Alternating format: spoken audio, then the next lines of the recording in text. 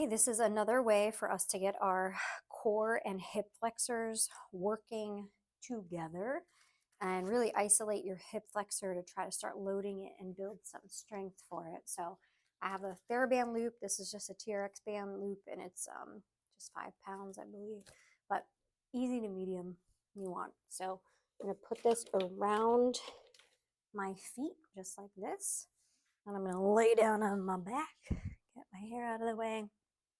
And just like some of our other isolated hip flexor exercises, you want to try to make sure that you're not tucking and flattening your back, that you actually are letting your pelvis have that little bit of space, almost like I'm kind of pressing my, not quite my tailbone, but pressing my sacrum down into the floor to maintain that space so I can isolate my hip flexor quite nicely because I've created sturdiness through my spine. So you're going to come up into just like a dead bug position.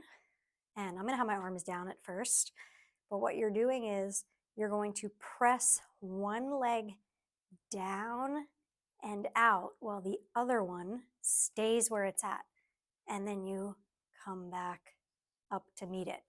So the leg that's staying is actually working in the psoas and the hip flexor isometrically because you're maintaining it as you're working against that load.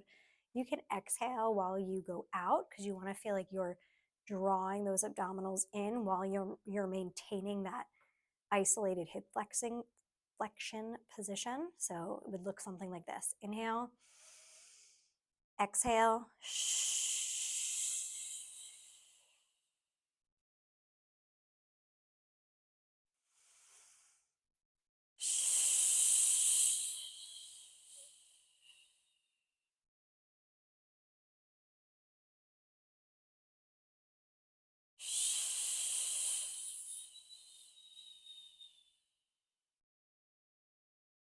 okay, and again, this is a relatively challenging exercise because you're trying to coordinate, creating some support in your spine without tucking, because again, that's going to change how your hip flexor is working.